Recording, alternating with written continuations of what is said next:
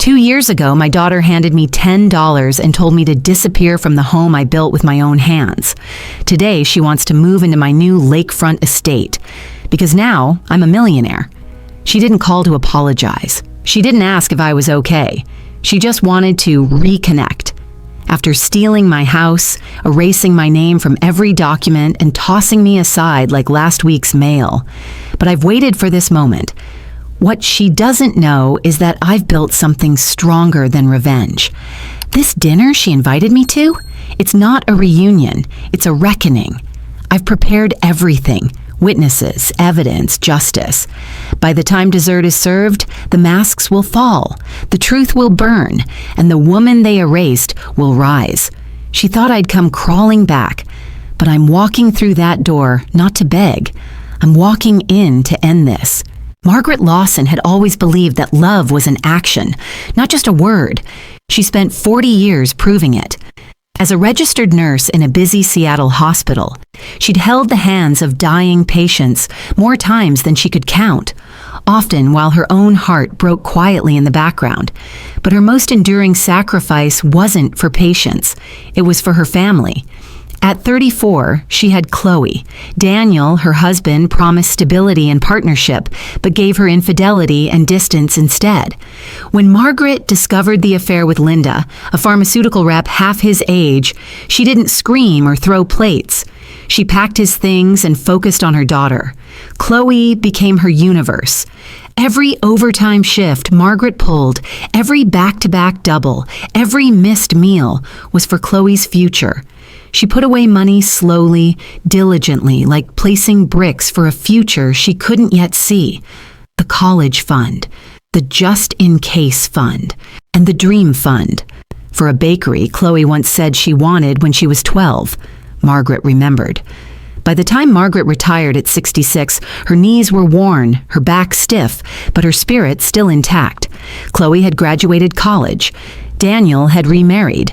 Margaret remained alone in the same modest house they'd once bought in Everett, clinging to memories and tea-stained journals filled with recipes and savings goals. Then Khloe brought up the idea of a skincare business. Natural, organic, handmade. She said it was her passion. Margaret didn't hesitate.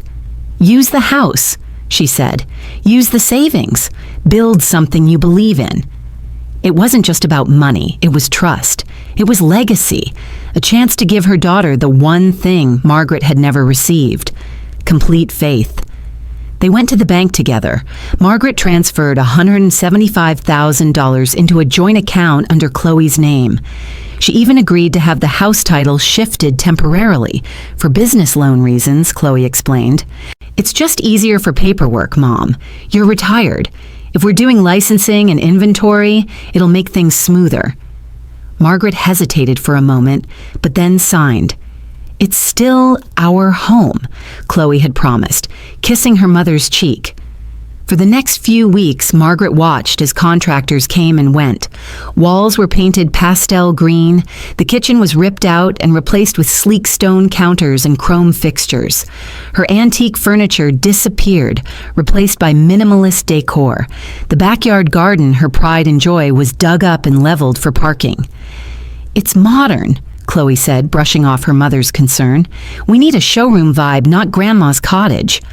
Margaret swallowed her discomfort. "If this helps you succeed," she said, "it's worth it." But she couldn't ignore the subtle shift. Khloe's tone became clipped, her visits less frequent. Meals once shared over long conversations turned into short updates shouted through closed doors. Khloe began introducing herself to visitors as the owner and founder of the Lawson Skincare Studio. Margaret, meanwhile, spent her days in a single back bedroom, the only part of the house untouched. One afternoon, Margaret overheard Khloe on the phone. "Yeah, the house is in my name, all clear, no mortgage, no liens. It's perfect." The words hit like a slap. That night, she went into the kitchen and searched the drawer where she kept house papers. It was empty. She asked Khloe the next morning. "Just paperwork," Khloe said, barely looking up from her laptop. "You don't need to worry about it." Margaret tried to smile, but something in her chest tightened. She went into her room, sat at the edge of her bed, and stared at the blank wall for nearly an hour. She thought about every scraped knee she'd bandaged, every ballet recital she'd clapped through, every flu season spent awake beside Khloe's bed. And now, even the house, her last anchor, felt like it no longer belonged to her. She told herself not to overthink it. Khloe was just stressed. Business was hard. Maybe Margaret was being too sensitive. But deep down, something had shifted. Not in the house, but in Margaret. A week later, a young man showed up with measuring tape. "We're doing layout for the consultation room," he explained. Margaret stood in the doorway of her own living room, now painted soft gray with Lawson embossed in gold on the wall. It no longer felt like her home. Margaret began to feel like a guest in the very home she had built. Every room whispered that she no longer belonged. The walls no longer held her memories, only Khloe's vision of modernity. Cold marble counters replaced warm wooden ones. Family photos vanished, replaced by branding posters. Her voice, once the heart of the household, now echoed into nothing. She cooked less. Khloe started ordering takeout, eating alone in her office or with clients. The few times Margaret prepared a meal, Khloe barely touched it. "Too oily, Mom," she'd say, scrolling through her phone. "My gut health's sensitive." Even the dog, a rescue Khloe had insisted they adopt, seemed to sense the shift.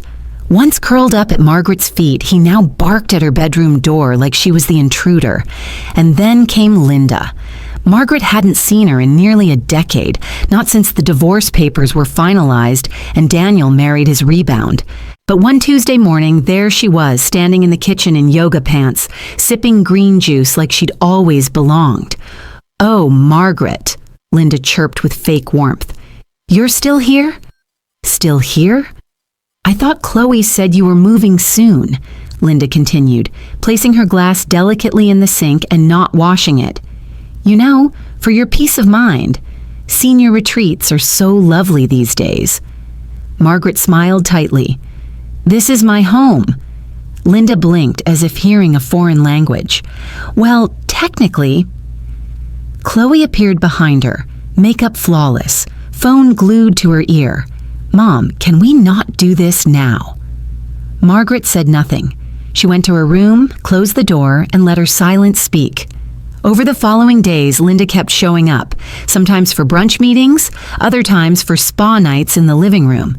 She directed the cleaners, critiqued the garden Margaret once loved, even offered to help redecorate Margaret's bedroom. Khloe never objected. In fact, she encouraged it. "Linda has taste," Khloe said, flipping through swatches. "You could use a refresh." Margaret stood quietly by the window that night, watching Linda laugh on the patio with Khloe, wine glasses in hand, their voices rising and falling in the kind of rhythm Margaret used to share with her daughter. She felt invisible. The next morning, Khloe knocked on her bedroom door. "Hey, Mom," she said, a practiced smile in place. "You've been so tense lately. I was thinking... why don't you take a few days off, get some fresh air, rest? I found this adorable little wellness retreat by the coast. It's serene. No Wi-Fi. You'd love it." Margaret tilted her head. "A retreat?" "Yeah," Khloe continued, placing a brochure on her lap. "Just a few days. Reconnect with yourself. I already booked it. All expenses paid. It's my gift to you. You've done so much for me. Let me take care of you." It should have felt thoughtful, kind, but something about Khloe's urgency felt off. Her eyes didn't match her voice. Margaret hesitated. "When do I leave?" "Tomorrow. Pack light." The next day, Khloe helped her into the car, handed her a tote bag with vitamins, and waved as the rideshare pulled away. The drive to the retreat took nearly 2 hours.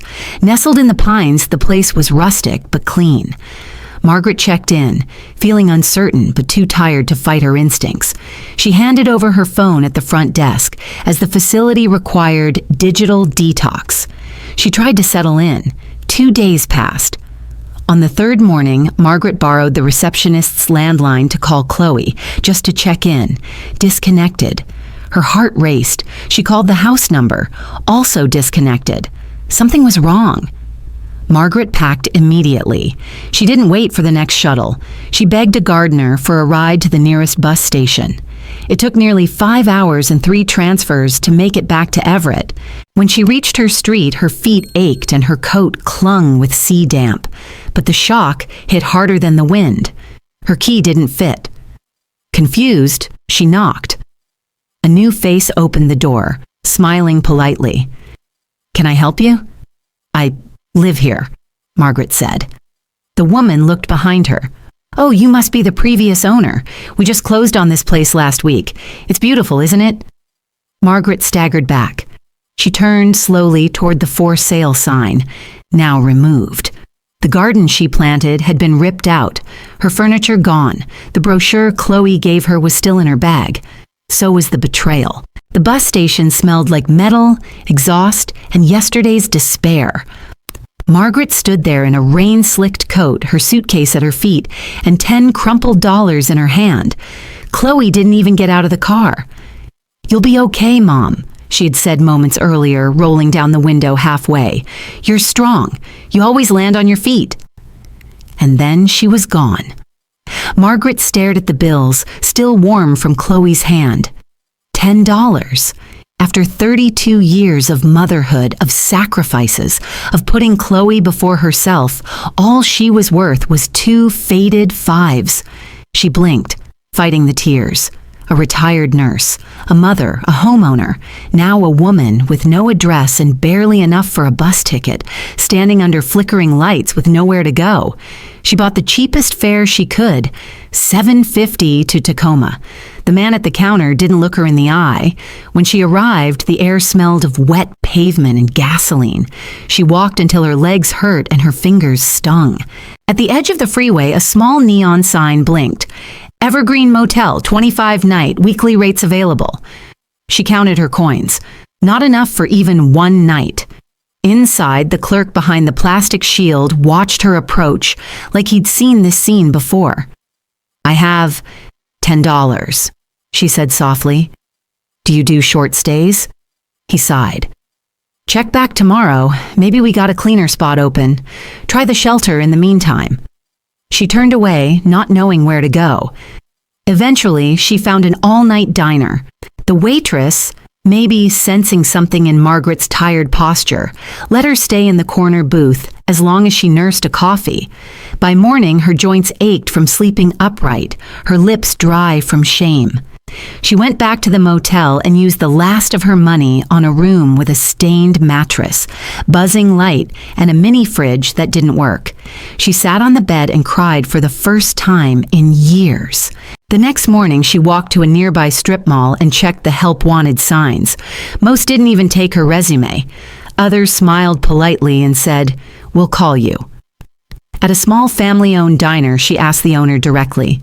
"I don't need a waitress," he said, "but my dishwasher quit.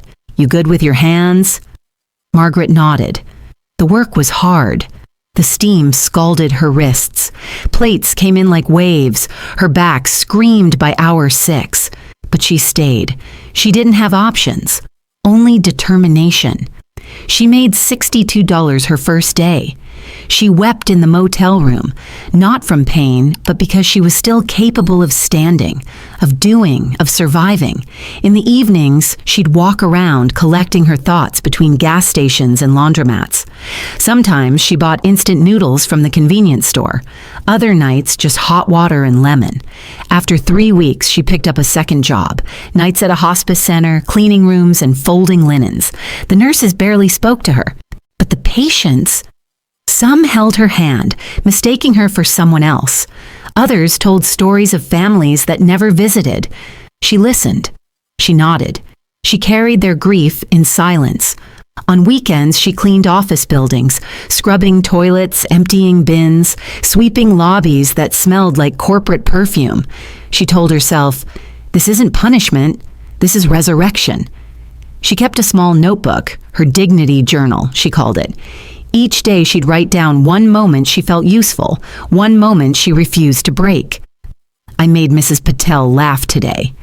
I finished a double shift without sitting down once. I saved enough for a prepaid phone. In between jobs, she visited the library, read books on personal finance, watched YouTube videos on home repairs. She wasn't sure why, only that she couldn't remain broken forever. Once she saw Khloe on a morning show, speaking confidently about building her empire from scratch.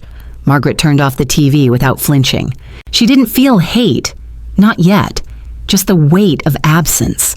Sometimes she still heard Khloe's voice. "You're strong, Mom." Yes, she thought. Strong enough to remember everything. The motel room hadn't changed. The wallpaper still peeled in the corners. The air conditioner still rattled like bones in a box. And the rain? It always came at night, slicing across the single cracked window like it had something to say. Margaret sat cross-legged on the floor that Thursday evening, sorting through the contents of her old suitcase, its wheels squeaky, its zipper rusted. She hadn't dared open it fully since Khloe dropped her off. She'd lived off what little she packed, a few sweaters, toiletries, and her nurse's ID badge, now useless. At the bottom, wedged beneath an old knitted scarf, she found something strange, a notebook, not hers. The cover was pale pink, embossed with gold foil. Vision Journal, 2023. She turned to the first page. Khloe's handwriting, unmistakable in its looping flourishes, stared back at her. Phase 1. Get Mom to sign house over. Make it about business needs. Margaret froze. She flipped the page. Phase 2. Renovate fast. Remove traces of her aesthetic. Update title quietly. If questioned, say it's temporary. Each bullet point twisted in her stomach like a cold knife. Phase 3. Send Mom on self-care trip.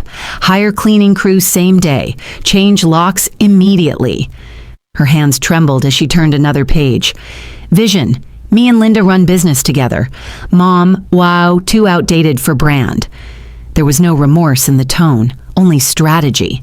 Margaret's pulse thundered. The journal wasn't just cruel, it was evidence.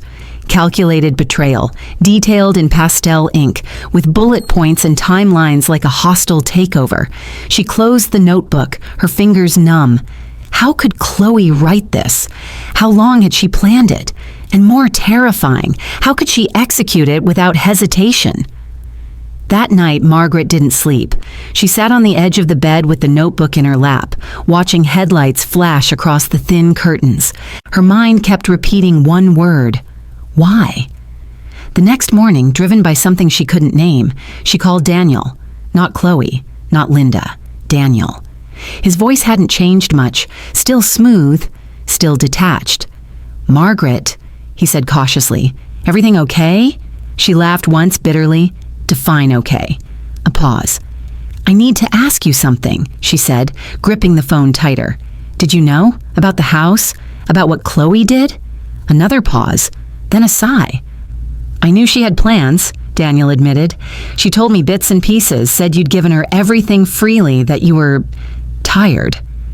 "Tired?" Margaret's voice cracked. "She said you wanted to retire quietly, that you were overwhelmed." "She lied," Margaret whispered.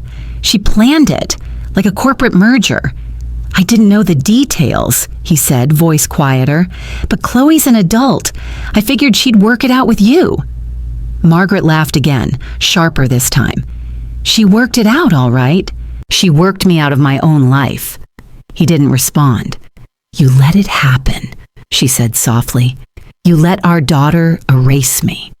There was no apology, no denial, just silence. Margaret hung up first. That night, the rain returned, sheets of it slamming against the window with an angry rhythm. Margaret pulled a plastic chair near the window and sat with the notebook open in her lap. Her breath fogged the glass. Outside, cars passed in blurs of red and white. She turned on the motel's small radio just to drown the silence. A soft jazz tune played, followed by a cheerful voice. "And happy birthday to all our listeners born on March 2nd. Hope your day is full of love." Margaret's hand went still. March 2nd, her birthday. She checked the date on her phone. 70. She was 70 years old today, and no one had called, Not Khloe, not Daniel, no one from the hospital, no friends, not even a wrong number. 70 years of living. And all she had was a notebook full of betrayal, a plastic chair, and a window that wouldn't quite close. She stared out into the wet darkness, letting the rain tap gently against her skin through the tiny gap in the glass. No cake, no candles, no voices singing her name, just her. And yet something unexpected stirred within her. Not grief, not anger, resolve. They had erased her. Now she would rewrite herself. Margaret had mastered the art of invisibility. She walked to work before dawn, head down, lunch packed in a reused paper bag. She wore the same navy cardigan every day, sturdy, warm, forgettable. At the hospice, she moved silently between rooms, changing sheets, offering water, helping strangers breathe a little easier in their final days. No one knew her story. No one asked. Her motel room remained her only sanctuary. Every Friday, she carefully separated her earnings, rent, bus fare, instant meals, and $5 into a battered envelope labeled Someday. She lived with monk-like precision, denying herself anything unnecessary. If her shoe had a hole, she stuffed it with newspaper. If her jacket frayed, she stitched it by hand. Every dollar mattered. Every step was survival. She told herself that maybe, just maybe, this was the way back. That if she just stayed focused, she could crawl out of the hole Khloe threw her into. Then one Tuesday evening, everything shifted. She was walking past a TV store, one of those storefronts with 10 flat screens blaring news and game shows. Something made her stop. A familiar face filled the screens, framed in soft lighting and smiles. Khloe. Her hair was longer, curled at the ends, glossy under studio lights. She wore a cream blazer, delicate jewelry, and the polished confidence of someone who'd never known hardship. The banner at the bottom of the screen read, "Local CEO builds beauty empire from nothing, a true self-made success story." Margaret's breath caught. The host beamed. "You're such an inspiration, Khloe. So tell us, how did you do it?" Khloe smiled, faux humble.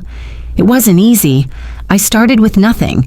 Just a dream, a notebook, and faith in myself. I worked day and night. I knew no one was coming to save me." Margaret took a step closer to the glass. "I taught myself marketing. I built every inch of my business with these two hands," Khloe continued, holding them up. "I had no safety net.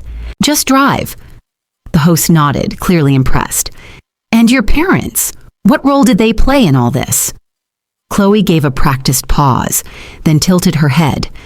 "My father and I. Well, we haven't spoken in years, and my mother..." She laughed softly, eyes distant. "Let's just say I learned early that I had to depend on myself." Margaret staggered back. Not even a mention. Not a word. 32 years of sacrifice, erased with a smirk. She turned and walked away, her legs trembling. She didn't stop until she reached the alley behind the diner, where she washed dishes on weekends. There, surrounded by dumpsters and steam vents, she let the tears come. She cried for the little girl who used to curl up on her lap during thunderstorms. For the teenager Margaret stayed up with during finals week, feeding her grilled cheese and encouragement. For the woman who now stood on national television and pretended none of it ever happened. The betrayal burned deeper than words. It wasn't just that Khloe had taken her home, it was that she had stolen her story, rewritten it, and cast Margaret as a ghost. For days after, Margaret moved like someone underwater. She didn't speak unless spoken to. She forgot her lunch twice. Her joints hurt worse than usual. Then one afternoon, while unlocking her motel door, she heard a soft grunt behind her. "Need help with that?" came a voice. She turned. Mr. Rourke, the elderly man in the room 2 doors down, held a bag of groceries with shaking hands. "No," Margaret said, taking the bag gently, "but you do." They sat together that evening, sharing tea made from his stash of peppermint bags. "You look like someone who's been kicked in the ribs by life," he said, not unkindly. She offered a weak smile.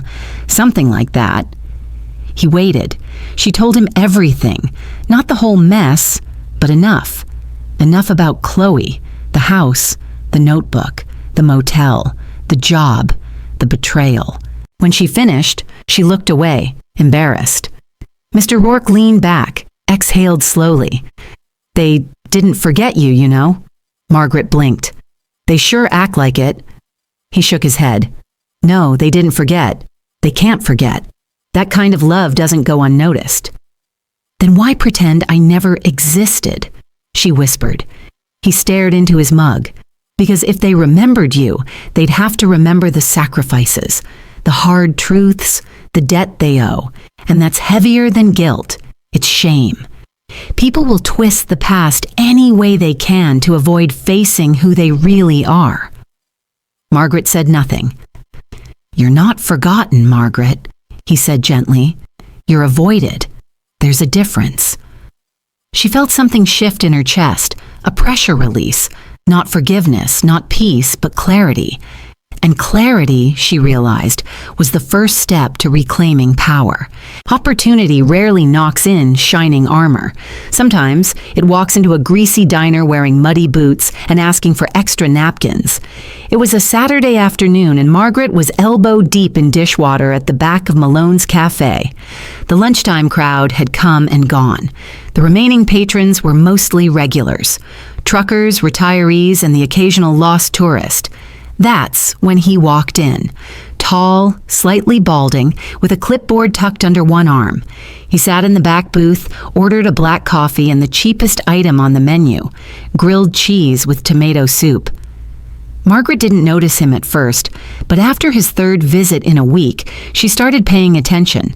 He was polite to the staff, always tipped well, and spent more time scribbling in a leather notebook than looking at his food. That afternoon, while refilling sugar containers, Margaret passed by his booth. He looked up, nodded. "You're always here," he said, not accusing, just observant. "Dishwasher never gets the weekend off," she replied with a small smile. "Noticed you do more than dishes.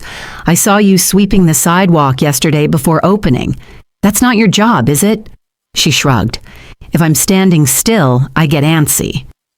He reached into his coat and pulled out a business card.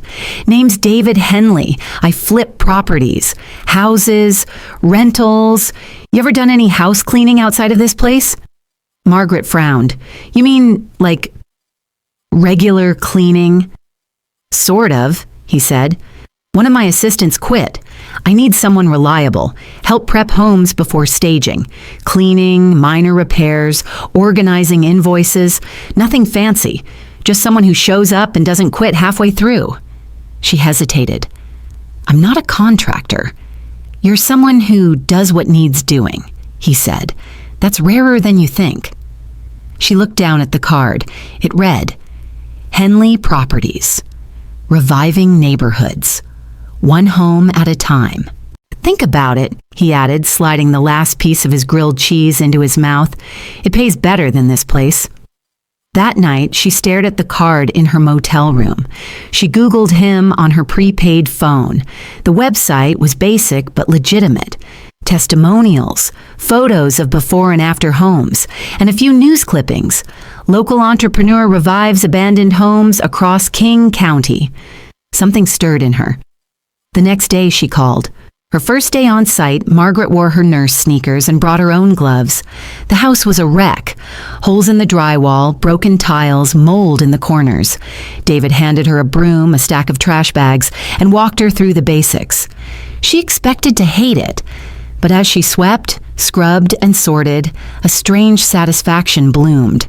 This wasn't the sterile repetition of dishwashing or the quiet sorrow of hospice work. This was rebuilding. Tearing down the broken to create something new. Days turned into weeks. Margaret learned fast. How to strip wallpaper, how to patch holes, how to paint evenly and efficiently. David taught her how to read invoices, track supply orders, and log receipts. She took notes obsessively, even practicing paint strokes on cardboard at night. he noticed. "You pick up things quick," he said one afternoon as they loaded supplies into his truck. "Ever thought about investing in something yourself?" She laughed. "With what money?" He didn't push, but he watched. By the end of the third month, Margaret had saved just over $3,000. She'd cut every corner, sharing groceries with Mr. Rourke, biking instead of taking the bus, canceling the motel's cable subscription she barely used. David approached her one evening after they'd finished repainting a duplex. "There's a place up in Beacon Hill," he said. "It's beat up, foreclosed, structurally sound, but ugly as sin. Bank wants it gone. I was going to grab it, but I think you're ready." Margaret blinked. "Me? You've got the work ethic, the eye, and the guts. I'll front the loan. You manage the project. I'll walk you through everything. We split the profit." She swallowed. "What if I mess it up?" "You won't." They shook hands. For 6 weeks, Margaret poured herself into that house. She cleaned every inch, painted every room, watched YouTube videos at night to learn cabinet installation. She bartered with contractors for discounts, tracked every dollar with color-coded spreadsheets. It was the hardest she had worked since her early days at the hospital, but it was hers. When the house sold, the final profit came to $90,000. David kept half. Margaret's cut? $45,000. She held the check in her hands, stunned. The zeros felt surreal. She took a photo and emailed it to herself, not to post, not to share, to remember. For the first time in years, she could see a future again. Margaret didn't celebrate her success with champagne or confetti. She celebrated in silence, with a fresh legal pad, a black pen, and a pot of tea brewed on the rusty motel kettle. $45,000. Not enough to retire, not enough to heal betrayal, but enough to begin again, on her terms. She moved out of the Evergreen Motel quietly, without fanfare, rented a modest studio apartment on the edge of Columbia City, where the rent was fair and the neighbors didn't ask questions. She left a thank you note for Mr. Rourke with a small envelope of grocery money and the words, "For the peppermint tea and the clarity." Then she got to work. David stayed true to his word. He mentored her through every deal, showing her how to analyze neighborhoods, negotiate with banks, and handle contractors who like to cut corners. They partnered on 2 more houses in quick succession, each one better than the last. Her second flip brought in $32,000. The third, $48,500. By the time winter rolled around, Margaret had banked over $100,000 after expenses. But she didn't splurge. She reinvested every penny. She knew what it was like to have nothing. The weight of motel windows that didn't close. The taste of pride swallowed like vinegar. She wasn't building wealth for flash. She was building freedom. And so, at age 70, she walked into a small law office in the Central District, wearing pressed slacks and a gray wool coat she found at a thrift store, and introduced herself with calm confidence. "Margaret Lawson," she said, extending her hand. "I'd like to form a limited liability company." The young receptionist blinked. "Of course. Do you have a name in mind?" Margaret opened her notebook, flipped to the tabbed page. "New Hearth Homes," she said, "because everyone deserves a warm beginning." The name wasn't just poetic, it was personal.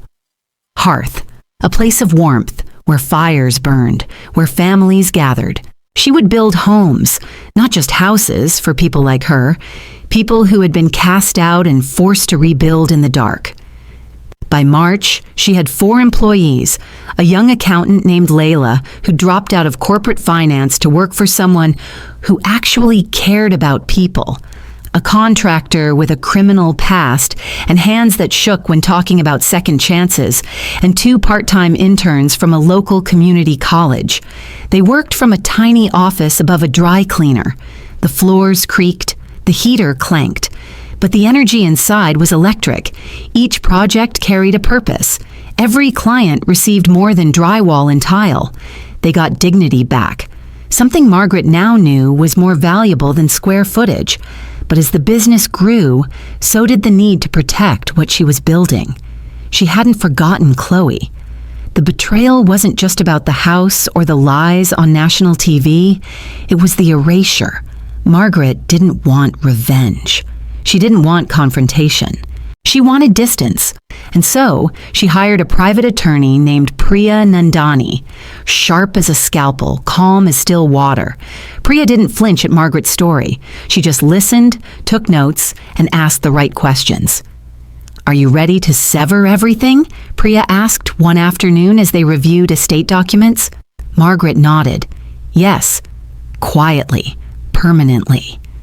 Together, they moved swiftly. Margaret established a trust under her company's name, shielding her assets from any future claims. She rewrote her will, excluding both Khloe and Daniel. She transferred all titles, accounts, and intellectual property under New Hearth Homes. Every signature felt like a stitch in a wound that had been open too long. Priya looked up once and asked, "No next of kin? No grandchildren?" Margaret paused. "I have employees," she said softly. "I have people I'm mentoring. I have homes I've helped restore. Let the legacy be there." Priya didn't press. By summer, Margaret's portfolio included 7 homes sold, 2 currently under renovation, and 1, her favorite, converted into transitional housing for single mothers.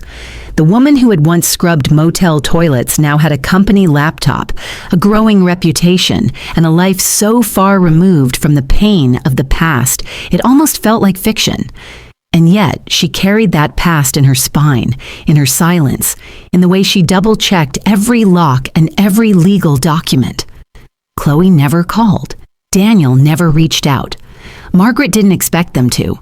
She had made herself disappear from their world, and in doing so, she had finally, gloriously reappeared in her own. The knock came on a Wednesday afternoon, just as Margaret was finalizing an offer on a craftsman home in Rainier Valley.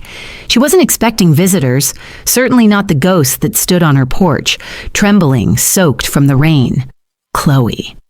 Gone was the pristine makeup, the designer handbag, the unbothered glow of television appearances. Her hair was unbrushed, pulled into a lopsided bun. Her once glossy nails were chipped, and her coat, Margaret recognized it as one she had donated years ago to Goodwill, hung limply around her. "Mom," Khloe breathed. Margaret's body tensed. She hadn't heard that word in years, not in any tone that wasn't transactional. "I didn't know where else to go," Khloe continued. "Please, can I come in?" Margaret hesitated. Then, with deliberate calm, she opened the door wider. Khloe stepped into the warmth of the modest bungalow Margaret now rented near Lakewood. It smelled of lemon cleaner and fresh coffee, the kind of clean that only comes from effort. Margaret watched her daughter move hesitantly into the living room, shoulders hunched like a student awaiting discipline. "I've lost everything," Khloe confessed. "The business, the partnerships, the house. They froze my accounts. I don't even have a car anymore." Margaret folded her arms. "You had a brand deal with a national cosmetics line last year." Khloe winced. "They pulled out when the lawsuit started. Defective packaging, fulfillment delays. I didn't even know some of it was happening until it was too late." "Of course," Margaret murmured. The CEO didn't know. There was a beat of silence. Then Khloe tried a trembling smile. "You're still sharp." Margaret didn't return it. "I just need a place to stay. Just for a little while," Khloe said. "Until I get back on my feet." Margaret didn't speak right away. She walked to her side table, opened the drawer, and pulled out a worn envelope. She held it up. "You know what this is?" Khloe shook her head. "This is what I have left in liquid cash. $300. Everything else is tied up in properties and renovations." She looked Khloe in the eye. "If I gave you this, would you still want to stay?" Khloe blinked, confused. $300? Of course, it's not about money. Margaret nodded slowly. "Of course." She let her stay the night. They ate soup in silence. Khloe asked cautious questions about Margaret's company, her routines, how she'd learned real estate. Margaret answered vaguely. She watched her daughter as if through glass. By midnight, Khloe was asleep on the pull-out couch. Margaret didn't sleep. Something itched in her gut. Not fear, not sorrow. Instinct. The next morning, as Khloe showered, Margaret noticed her daughter's phone left charging on the kitchen counter. A notification blinked. Donate link updated successfully. Margaret tapped it. It opened a link to a fundraising page, complete with a photo of Margaret from behind, her gray hair in a loose bun, a dish rag over one shoulder. The caption read, "Helping my elderly mother recover. She's sick, broke, and alone. Any amount helps." The description was worse. Khloe had written about Margaret as if she were incapacitated, claimed she was unable to work, claimed Khloe had found her just in time and was doing everything she could to get her help. Over $6,800 had already been raised. Margaret stood there, stunned. Not with heartbreak this time, but fury. Clean, cold, controlled. She took a screenshot, emailed it to herself, then set the phone back down. When Khloe returned to the kitchen, towel drying her hair, Margaret smiled. "I need to run a quick errand. You'll be all right here?" Khloe nodded. "Sure, I'll just rest." Margaret grabbed her coat. That afternoon, she didn't visit the hardware store as planned. She took a detour downtown to an office on the 15th floor of a building with mirrored glass and quiet elevators. The plaque on the door read, "Reed and Associates, Discreet Investigative Services." A man in a tailored suit opened the door. His eyes were sharp, his handshake firm. "You must be Margaret," he said. "I'm Marcus Reed. I was told you'd be bringing something interesting." She slid the screenshot across the table. He raised an eyebrow. "Family. Unfortunately." He nodded once. "What are you looking for, Ms. Lawson? Evidence? Leverage?" "Truth," she said calmly. "And a paper trail. I want to know how far she's taken this, who else she's lied to, and whether this campaign is the only one." Reed gave a slow, appreciative smile. "You'll have your answers in 3 days." Back at the house, Khloe was curled on the couch watching a reality show, sipping tea. Margaret handed her a blanket. "You look tired." "Thank you, Mom." Margaret said nothing. That night, as rain danced on the roof, Margaret stood at her office desk reviewing blueprints for her next property. The detective's card sat beside her keyboard, waiting. She was no longer the woman Khloe had betrayed, no longer the forgotten mother. She was the architect of her own justice, and the reckoning had only just begun. 3 days later, Margaret sat across from Marcus Reed in his office. The blinds were half closed, slicing the afternoon light into hard angles across the surface of his desk. His expression was unreadable, but the thick folder in front of him spoke volumes. "She's not just playing victim," he began, opening the file. "She's running an ecosystem of fraud." Margaret sat straighter. Reed slid the first page toward her. "Let's start with the basics. Khloe's so-called beauty brand, Glow Muse, is a shell company. No inventory, no manufacturers, no licenses. The site looks polished, yes, but all product photos are AI-generated stock images. The buy links don't even process real payments, just capture credit card data." Margaret stared at the printed screenshots, fake reviews, fake ingredients, beautifully designed web pages that led to nowhere. It looked professional, trustworthy, a perfect illusion. "She's been collecting email addresses and donation pledges under the guise of launching new collections," Reed continued. "None of it ships. There's a growing list of consumer complaints." He tapped the next page. "Now here's where it gets interesting. The payment processor she uses, same account tied to a wellness foundation registered under the name Linda Voss." Margaret's eyes narrowed. Linda. Reed flipped to the next section. There she was. Linda, in her mid-50s, posing in a pink headscarf and hospital gown. Captions read, "Stage 4 ovarian cancer. Hospice care soon. Anything helps." She runs live streams almost nightly, Reed said. Tears, prayers, emotional pleas. She talks about Khloe stepping in as her angel during her hardest time. Margaret blinked, stunned. She claims her only child is out of the country. She never mentions Daniel. Daniel? Margaret asked sharply. Where's he in all this? Reed gave a tight smile. Filing for divorce, according to court records, quietly. Seems he was unaware of Linda's little charity empire. Margaret flipped through the next set of documents. Donation records, bank statements, anonymous tips from social media users. Linda had raised over $240,000 in the last 10 months, some of it from legitimate well-wishers, others from fake accounts clearly linked to Khloe's digital marketing consultants. But what struck Margaret cold was the final document Reed placed before her. Khloe's using those funds to pay down corporate debts, he said. Fake invoices, fake consultant fees, transfers between shell companies. She's laundering her own mother-in-law's fraud through a fabricated business. Margaret stared at the numbers. The trail was clear. Donation, Linda's account, transferred as consulting services, Glowmuse. She had to fight the urge to vomit. So not only does the business not exist, she said slowly, but Khloe's also using money meant for a dying woman to cover her scams. Exactly, Reed said. Except Linda's not dying. We pulled her medical records. She's perfectly healthy. Margaret fell back into the chair, the room tilted. They built a house of lies, she said quietly. Reed nodded. And they've been collecting rent. He handed her a USB drive. Everything's on here. Bank records, footage, medical verification, digital footprints. You're not just looking at civil fraud anymore. If you go public with this, or to the authorities, it could mean criminal charges. Margaret held the drive like it was made of fire. What would you do? She asked. Reed didn't hesitate. That depends on what you want. Revenge? Exposure?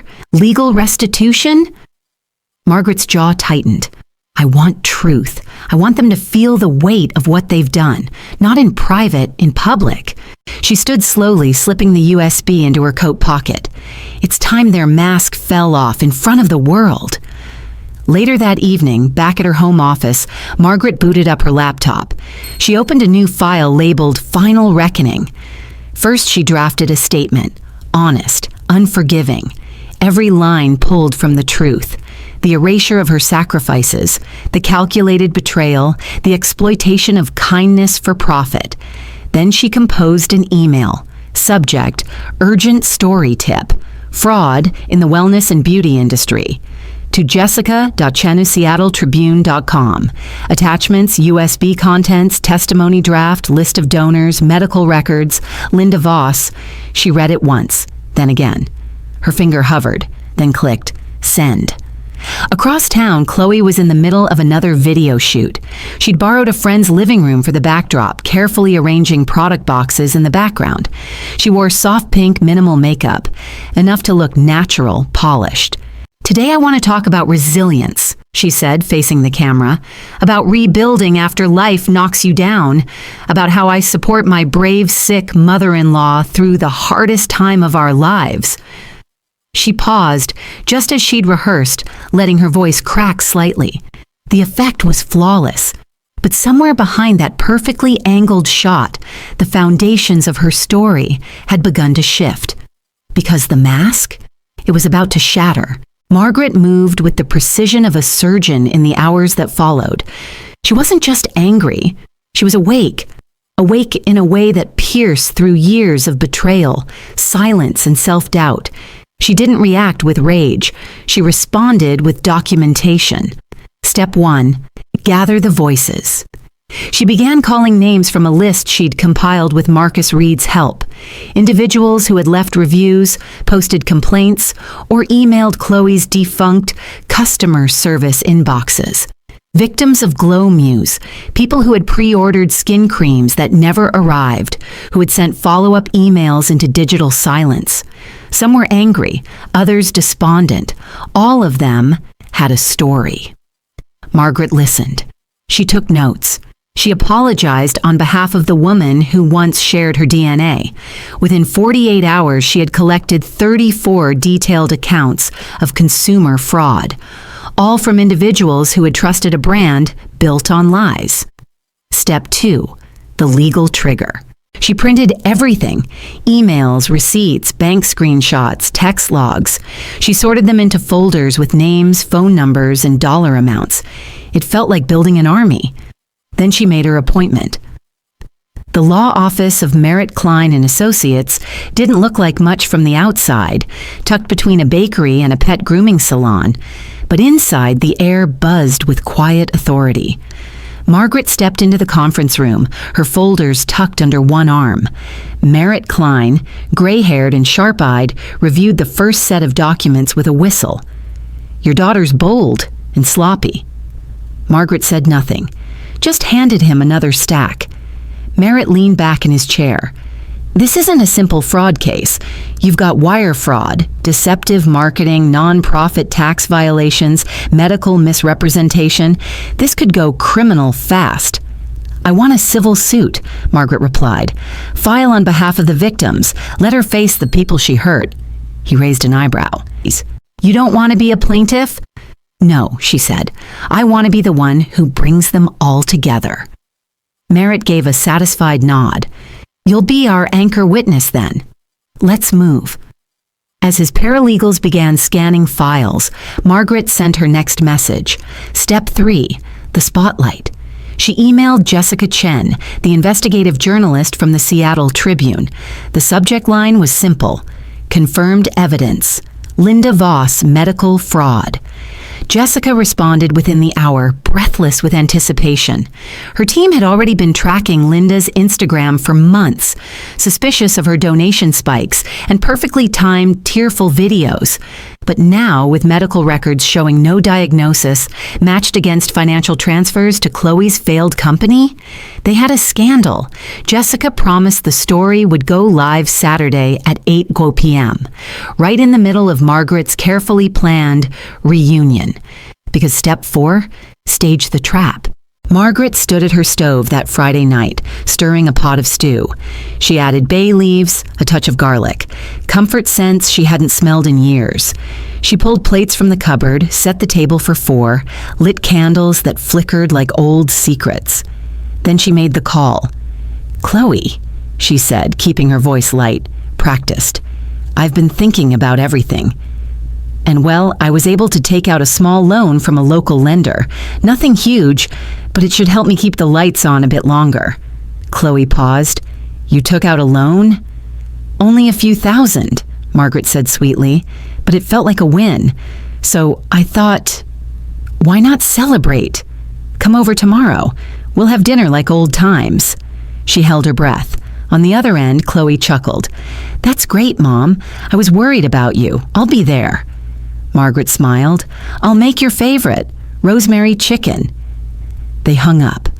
That night, Margaret sat by the window, watching the city lights dance in the rain. She wasn't nervous. She wasn't hopeful. She was ready. In the living room, the folders of evidence waited. In the kitchen, the stew simmered. On the counter, her phone screen glowed with the reminder, Jessica's article goes live tomorrow, 8 p.m. And in the quiet of her heart, a line echoed from the notebook she had once found buried in her suitcase, the line Khloe had written under Phase 3. "Change the locks. Make it permanent." She whispered it back to the room like a vow.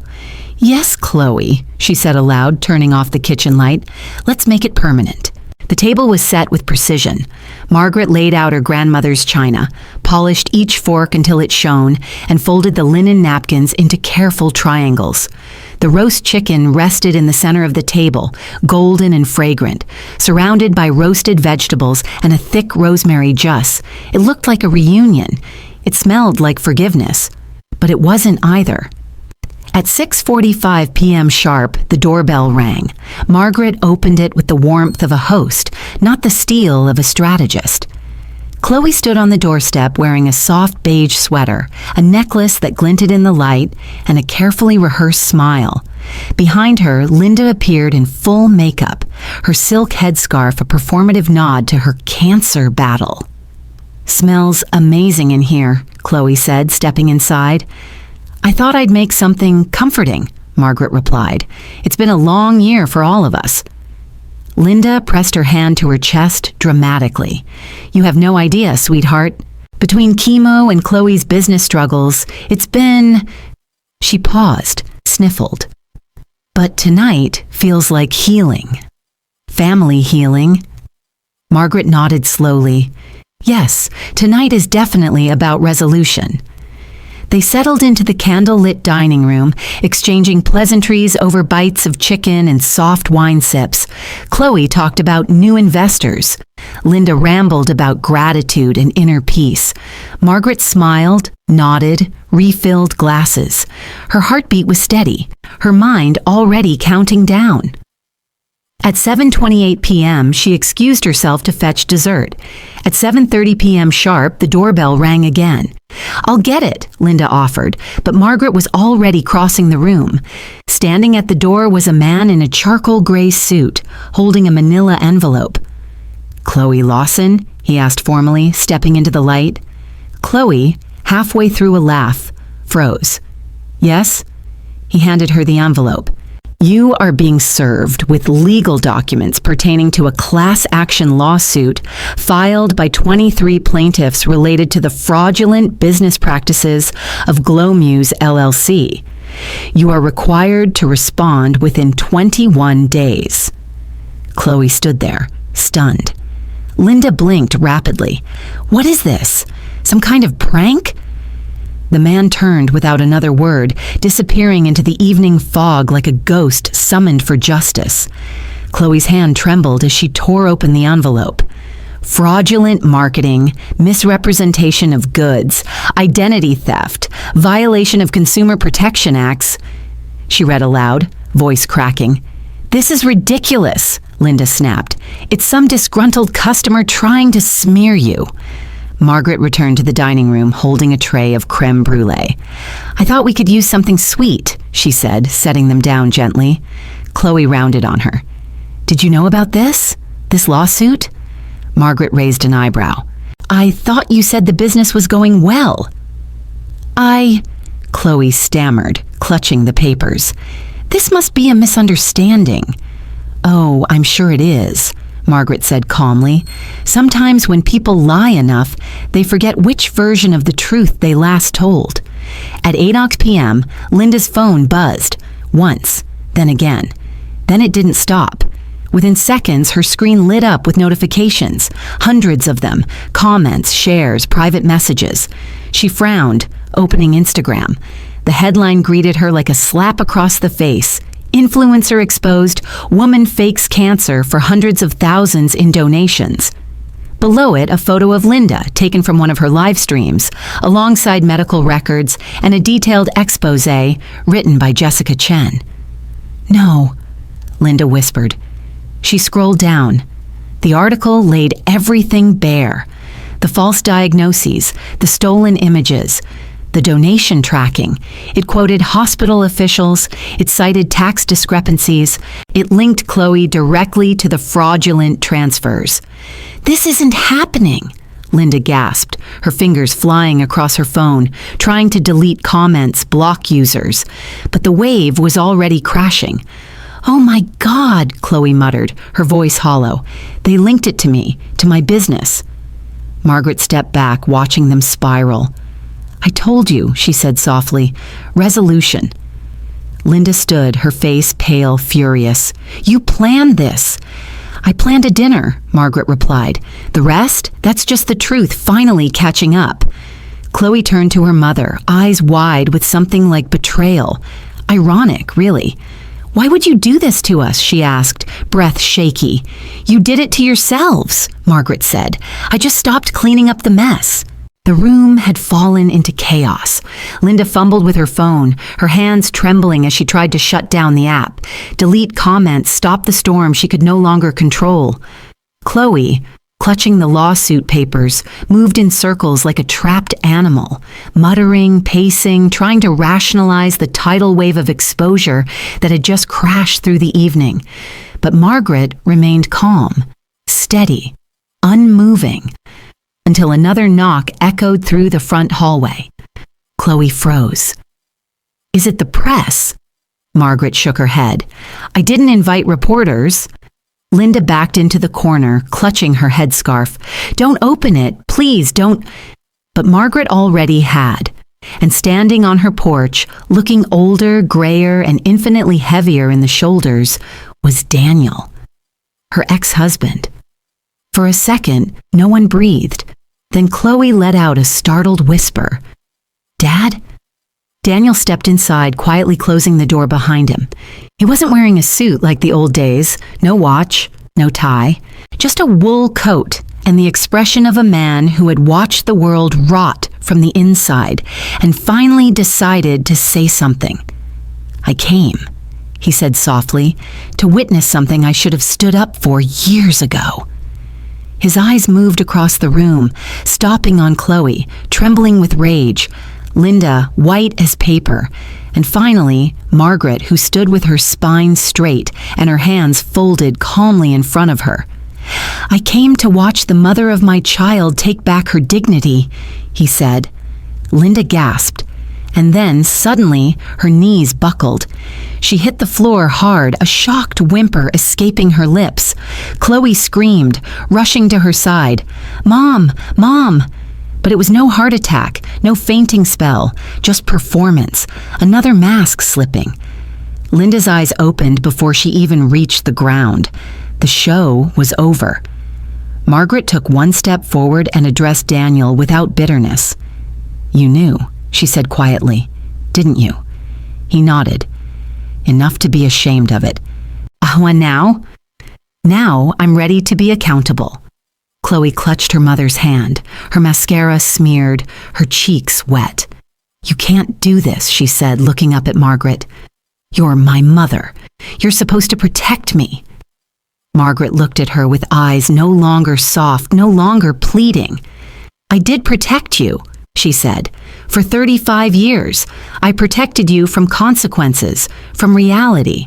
I protected you from the truth about what you were becoming." Margaret turned to Linda. "I even protected you by walking away from a man you never deserved.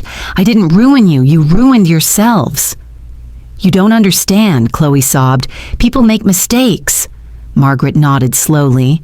"They do, and mistakes are forgivable, but betrayal is a choice, repeatedly." Khloe crawled forward on her knees now, the papers falling from her lap. "Please, please don't leave me like this." But Margaret's voice was resolute, like stone. "I'm not leaving you, Khloe. I'm finally choosing me." Daniel stepped aside, watching as Margaret crossed the room for the last time. She paused at the door, hand resting on the frame. Her final words hung in the air like a benediction and a verdict. "I didn't do anything to you," she said without turning back. "The truth did." And then she was gone. The cab arrived precisely at 9:15. Margaret stood outside her home, her real home, purchased with her own hands, her own hours, her own sweat, wearing a navy blue coat and a scarf patterned with golden vines. Her carry-on bag was light. She didn't need much. At the airport, she moved through security without fanfare. She didn't need champagne or applause. Her justice had already been served. She waited near gate B21, sipping black coffee, her eyes scanning the boarding screen. Tuscany. Flight 244. On time, she hadn't planned it long, just enough to feel free. 2 weeks ago, she'd bought the ticket. One way. A restored cottage in the hills, listed by a family-owned rental company looking for long-term tenants. She'd signed the lease under her company's name. New Hearth Homes now had a European branch. As she waited, she opened her phone and checked the news. Local influencer exposed in 240,000 charity fraud. Fake beauty CEO faces lawsuit from 23 victims. Seattle's most trusted mother-daughter brand, just another scam. Margaret scrolled, not with glee, but with closure. Let them face the world. Let them live in the wreckage they built. She wouldn't carry it anymore. Final boarding for Flight 244 to Florence, came the announcement. Margaret rose, her spine straight, her ticket tucked into her hand like a passport to something long overdue. She walked down the jet bridge with steady steps. The past didn't follow her. The pain didn't fit in her luggage. Only peace boarded with her. And when she looked out the window as the plane lifted into the stars, her heart whispered not regret, but relief for the first time in decades. She was going home.